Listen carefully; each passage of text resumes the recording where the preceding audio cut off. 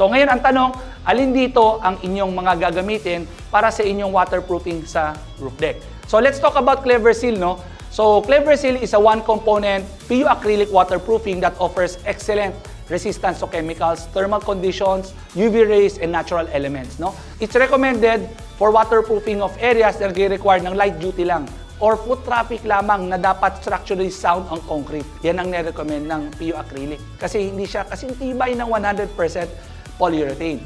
And then kapag yung deck mo ay medyo maraming crack at hindi medyo structurally sound, we would not recommend Cleverseal. Ang recommended dosage po namin for Cleverseal is using 1.4 kilograms per square meter. So bakit hindi na kami nagre-recommend kung 2 coats, 1 coat, no? Or 3 coats?